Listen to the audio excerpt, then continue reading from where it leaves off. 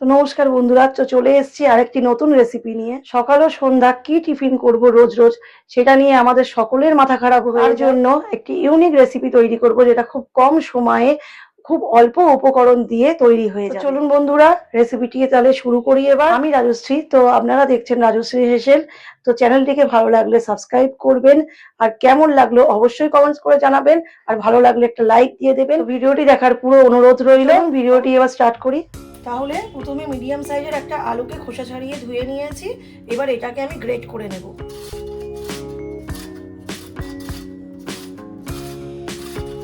আলুটা গ্রেট করা হয়ে গেছে। এবার আমি আলুটাকে একটু ভালো করে ধুয়ে নেব।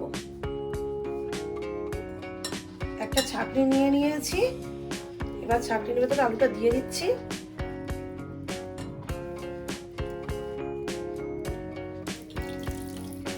এবার এটার মধ্যে জল দিয়ে এটাকে একটু ভালো করে ধুয়ে নিচ্ছি। আলুর জলটা যাতে ভালোভাবে ছেঁকে পড়ে যায়, তাই এটা ছাঁকনিতে নিয়ে নিয়েছি। এবার আমি একটা মিডিয়াম সাইজের পেঁয়াজকে কুচি কুচি করে কেটে নেব।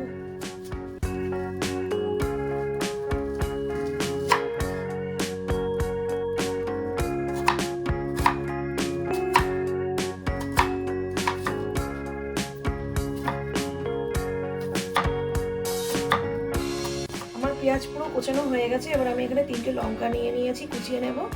আপনারা আপনাদের পরিমাণ মতো ঝাল দিয়ে নিতে পারেন। একটা টমেটোকে আমি এবার কুচি কুচি করে কেটে নেব।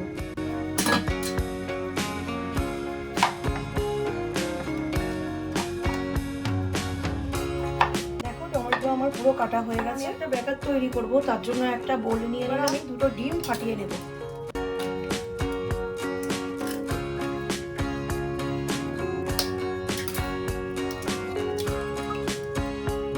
এবার আমি ডিমের মধ্যে একটুখানি নুন দিয়ে নেব। এবার আমি ডিমটাকে একটু ফেটিয়ে নেব। এরপরে গ্রেট করে ধুয়ে রাখা আলুটাকে আমি এর মধ্যে দিয়ে নেব। এরপর আমি কেটে রাখা পেঁয়াজটাকে এর মধ্যে দিয়ে নিচ্ছি। কুচিয়ে রাখা লঙ্কা এর মধ্যে দিয়ে দিচ্ছি। এর মধ্যে ধনেপাতা কুচি দিয়ে দিলাম। আমি ছোট বাটির 1 বাটি ময়দা দিয়ে নিচ্ছি এর মধ্যে। আপনারা চাইলে আটা দিয়েও করতে পারেন। যেহেতু ডিম ফাটাবার সময় একটু নুন দিয়ে নিয়েছিলাম, তাই এখন আরেকটু পরিমাণ নুন দিয়ে নিচ্ছি। ছোট চামচের 1 চামচ গোলমরিচ গুঁড়ো দিয়ে নিলাম। এইবার আমি ব্যাটারটাকে ভালো করে তৈরি করে নিচ্ছি, কিন্তু এর মধ্যে আমি কোনো জল দেব না, কারণ এতে কাঁচা আলু আর পেঁয়াজ আছে, এর থেকে অলরেডি জল বেরোবে। দেখো, পুরো ব্যাটারটাকে আমি ভালো করে মিক্স করে নিয়েছি। এবার আমি এটাকে রেস্টে রেখে দেবো কিছুক্ষণের জন্য। আমি একটা পুর বানিয়ে নেবার জন্য এবার কড়াই বসিয়ে দিচ্ছি। আমি এবার সামান্য রিফাইন তেল দিয়ে নিচ্ছি। তেলটা পুরো গরম হয়ে গেছে। এবার আমি 4 কোয়া রসুন আর 1 ইঞ্চ আদা হাফ গ্রেট করে নিয়েছিলাম দিয়ে দিচ্ছি।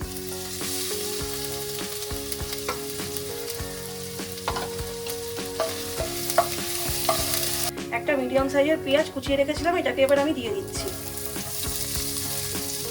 পেঁয়াজটা দেখো হালকা ব্রাউন হয়ে এসছে। এবার আমি এর মধ্যে একটা টমেটো কুচিয়ে রেখেছিলাম দিয়ে দেবো। এবার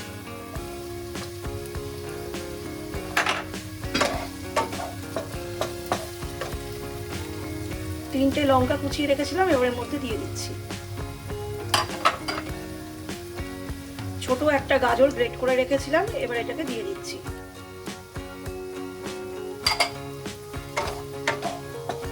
এবার এটাকে আবার নাড়াতে থাকবো কিছুক্ষণ ধরে। মিডিয়াম ফ্লেমে রেখে কিছুক্ষণ এটাকে নাড়িয়ে নিলাম আমি। এবার আমি এর মধ্যে চিকেনটা দিয়ে দেবো। 300 গ্রাম মতো চিকেন কেটে নিয়ে এসেছিলাম, এরকম ছোট ছোট সাইজ করে দিয়ে দিচ্ছি। এবার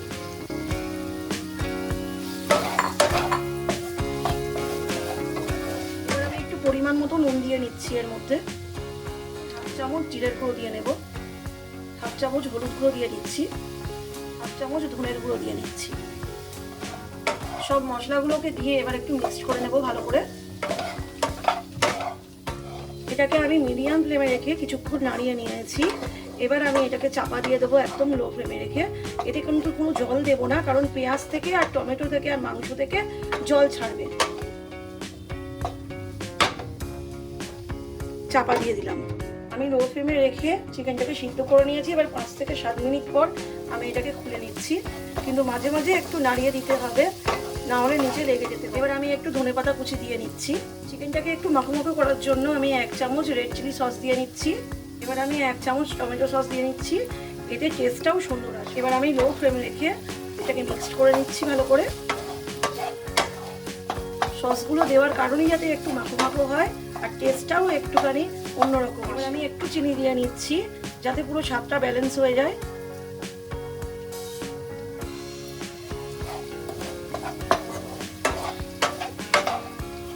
পুরো চিকেনটাই এবার সিদ্ধ হয়ে গেছে। এবার আমি এটাকে নামিয়ে নেব। এবার আমি চিকেনটাকে নামিয়ে নিচ্ছি।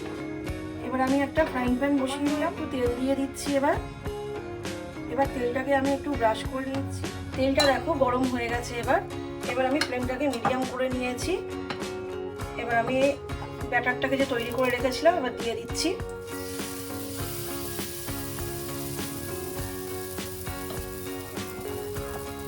আমি এটা হাতা করে 2 হাতা মতো দিলাম।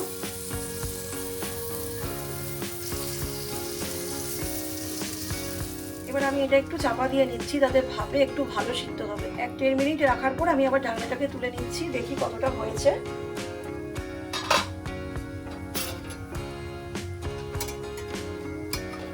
এবার এটাকে আমি একটু উল্টে দেব। উল্টে দিয়ে এবার আমি আরেকটু ঢাকা দিয়ে নিচ্ছি। এবার আমার এটা তৈরি পুরোপুরি। প্রায় 5 থেকে 7 মিনিট মতো রাখার পরে এই রুটিটা তৈরি হয়ে গেছে। এবার আমি এটাকে তুলে নিচ্ছি। আরেকটা করার জন্য আরেকটু তেল দিয়ে নিচ্ছি। এবার ব্রাশ করে নিচ্ছি।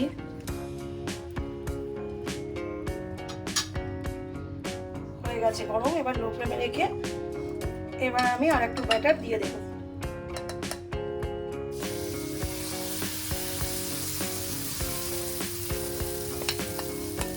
এবার এটাকেও লো ফ্লেমে রেখে চাপা দিয়ে করে নেব। দেখো এটাও প্রায় আমাদের হয়ে গেছে। এবার আমি নামিয়ে নেব। এবার চিকেনের পুরটা আমি এর মধ্যে দিয়ে দিচ্ছি। এবার আমি এটাকে আলতো করে মুড়িয়ে নেব রোলের মতো।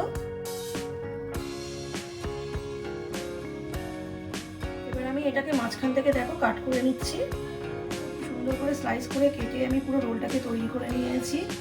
এবার এটা টমেটো সস দিয়ে নিচ্ছি। এর পাশে একটু টমেটো সস দিয়ে খেতে ভালো লাগবে। লাস্টে আমি গার্নিশিং এর জন্য একটু চিজ দিয়ে নিচ্ছি। এটা খেতেও ভালো লাগবে প্লাস দেখতেও সুন্দর লাগছে।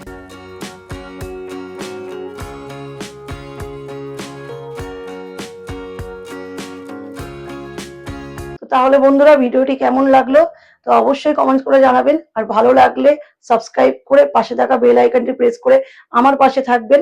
আর লাইক তো অবশ্যই দেবেন যদি ভালো লেগে থাকে। তো চলুন আজকের রেসিপিটি এখানেই শেষ করছি।